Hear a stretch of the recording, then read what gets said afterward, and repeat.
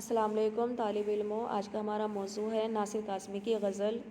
ان کی غزل پہ بات کرنے سے پہلے میں چاہوں گی آپ ہمارے چینل کو ضرور سبسکرائب کریں اور انہیں شیئر کرنا نہ بھولیں۔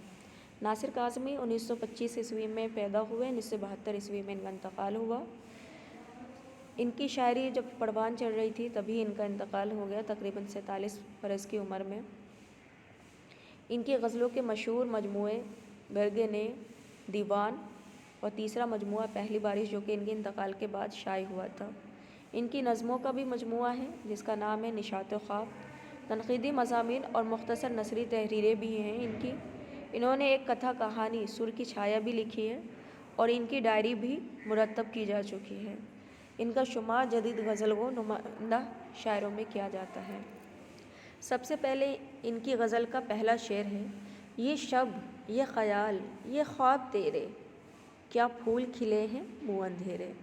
یہ شب، یہ خیال، یہ خواب تیرے، کیا پھول کھلے ہیں منہ اندھیرے۔ یہ شب یعنی یہ رات، یہ خیال، کس کا خیال؟ محبوب کا خیال، اور محبوب کے خواب کی بات کر رہا ہے۔ شاعر یہاں پر کہہ رہا ہے کہ اس رات میں جب تیرا خیال آیا، جب تیرا خواب آیا تو ایسا لگا جیسے پھول کھلے ہیں منہ اندھیرے، یعنی اندھیرے میں بھی، اداسی میں بھی پھول کھل چکے ہیں، یعنی صبح کا سویرا ہو گیا ہے۔ یعنی ایک رات میں ایسا لگ رہا ہے کہ صبح کا سویرا ہو چکا ہے اور پھول جو ہے کھل چکا ہے۔ کس سے؟ تیرے خیال سے، تیرے خواب سے۔ رات میں بھی کس کا عالم ہے؟ صبح کے سویرے کا عالم۔ یعنی شاعر کی زندگی میں جب اداسی ہوتی ہے، جب اس کا محبوب دور ہوتا ہے، اور جب خوشیاں آتی ہیں یعنی سویرا ہوتا ہے، جب اس کا محبوب اسے مل جاتا ہے، چاہے وہ خواب میں ہی کیوں نہ ہو۔ شعلوں میں ہے ایک رنگ تیرا، باقی ہے تمام رنگ میرے۔ شعلے میں ہے ایک رنگ تیرا۔ شعلے میں کس کا رنگ ہے؟ اس کے محبوب کا رنگ ہے۔ شعلے یعنی ظاہر سی بات ہے آگ میں بھی اس کا رنگ ہے۔ باقی ہے تمام رنگ میرے، اور باقی رنگ کس کے ہیں؟ شاعر کہہ رہا ہے کہ باقی تمام رنگ میرے ہیں، اور ایک آگ میں، یعنی کہ اپنی کیفیت بیان کر رہا ہے کہ جو شعلہ ہے اسے چاہے وہ نور کہہ دے یا آگ کہہ دے، نور میں کس کی چمک ہے؟ شاعر کے محبوب کی، اور باقی تمام رنگ کس کے ہیں؟ شاعر کے ہیں۔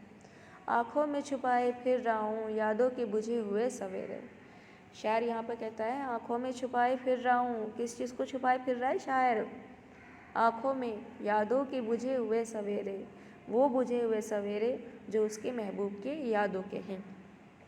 یعنی محبوب کی طرف سے جو بھی غم، جو بھی تکلیف اسے ملے ہے وہ اسے چھپائے پھر رہا ہے۔ دیتے ہیں سراغ فصل گل کا، شاخوں پہ جلے ہوئے بسیرے۔ دیتے ہیں سراغ فصل گل کا، شاخوں پہ جلے ہوئے بسیرے۔ کس کا سراغ دے رہے ہیں؟ فصل گل کا، یعنی گل کی فصل کا۔ کون دے رہا ہے؟ شاخوں پہ جلے ہوئے بسیرے۔ شاعر یہاں پر کہتا ہے کہ خزاں کے بعد موسم بہار آتا ہے۔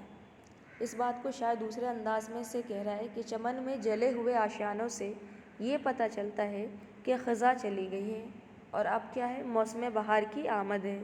شاخوں پر جلے ہوئے بسیرے فصل گل کی آمد کا پتہ دے رہے ہیں۔ یعنی فصل گل کے آنے کا پتہ کون دے رہا ہے؟ شاخوں پر جلے ہوئے بسیرے۔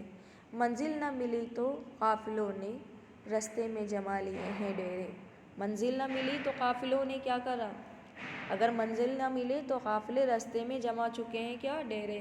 شاعر یہاں پر کہہ رہا ہے کہ جب انسان زندگی کا سفر شروع کرتا ہے تو وہ منزل کی جانب جاتا ہے، جب اسے منزل نہیں ملتی، یعنی منزل مل جائے تو خواب پورے ہو جاتے ہیں، لیکن اگر منزل نہ ملی تو وہیں وہ تھک کر اسی درمیان میں اسی جگہ کیا کرتا ہے؟ وہ رک جاتا ہے، ٹھہر جاتا ہے اور وہیں پر اپنا ڈیرا جما لیتا ہے، یعنی اسی میں قافلے جو ہے تھم سے جاتے ہیں، یعنی جو کچھ حاصل ہوا اسی پر قناعت کر لیتا ہے، یعنی صبر کر لیتا ہے وہ جو بھی حاصل ہوتا ہے۔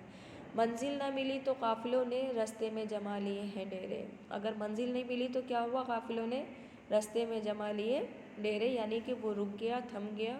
شاعر نے صبر کر لیا کہ اب مجھے منزل نہیں ملی تو میں یہیں ٹھہر جاتا ہوں۔ صبر کس کے لیے؟ کس منزل کے لیے؟ محبوب کی منزل کے لیے۔ یعنی شاعر کو محبوب نہیں ملا تو وہ وہیں ٹھہر گیا، وہیں رک گیا، وہیں صبر کر لیا تاکہ مجھے صبر کا پھل مل سکے۔ جنگل میں ہوئی ہے شام ہم کو، بستی سے چلے تھے منہ اندھیرے۔ جنگل میں کس کی شام ہو گئی ہے؟ شاعر کی۔ یعنی منزل نہ ملنے سے جو دوسرا منظر اس میں بیان کرا ہے کہ منزل نہیں ملی تو کیا ہو گیا کہ جنگل میں ہی شام ہو گئی۔ بستی سے منہ اندھیرے چلے تھے، شام ہونے تک منزل پر پہنچ جائیں گے، مگر ایسا نہ ہو سکا، جنگل میں ہی شام ہو گئی۔ چونکہ جنگل بستی سے دور ہے، اس لیے شاعر نے ناکامی اور نامرادی کو جنگل سے تعبیر کیا ہے۔ اب بستی کون سی؟ محبوب کی بستی، اور جہاں تک وہ نہ پہنچ سکا تو وہ اپنی ناکامی کو یہاں بیان کر رہا ہے کہ میں اپنی محبوب کی بستی سے تک نہیں پہنچ سکا۔ روداد سفر نہ چھیڑ ناصر، پر اشک نہ تھم سکیں گے میرے۔ روداد سفر نہ چھیڑ ناصر، پر اشک نہ تھم سکیں گے میرے۔ شاعر کے مطابق زندگی کا جو سفر ہے وہ خوشی خوشی شروع ہوتا ہے، اور ایک کامیاب زندگی خواب دیکھ کر ہوتا ہے، لیکن جب اگر خواب ادھورے رہ جاتے ہیں، منزل نہیں ملتی، تو اس عالم میں وہ کہتا ہے کہ ہم پر کیا گزری۔ تو شاعر نے یہ کہہ دیا کہ بات ختم کر دو، یعنی روداد سفر نہ چھیڑو۔ سفر کون سا سفر؟ وہی سفر جو محبوب کی طرف جا رہا ہے اور جس کے لیے جنگل میں اندھیرا ہو گیا، اسی سفر کی بات وہ آگے شعر میں کہہ رہا ہے کہ روداد سفر نہ چھیڑ ناصر، سفر کا کیا عالم ہے وہ مت چھیڑ، پر اشک نہ تھم سکیں گے میرے۔ اگر تو نے سفر کی روداد چھیڑ دی تو میں بتاتے بتاتے اپنے آنسو نہیں روک سکوں گا۔ یعنی شاعر یہاں پر کہہ رہا ہے کہ میں اپنے دل کو مضبوط بنا رہا ہوں، اس لیے کہ وہ اپنی منزل تک نہیں پہنچ سکا، اپنے محبت تک نہیں پہنچ سکا۔ آئی ہوپ آپ کو غزل سمجھ میں آ گئی ہوگی اور پسند بھی آئی ہوگی، اسے لائک ضرور کرنا۔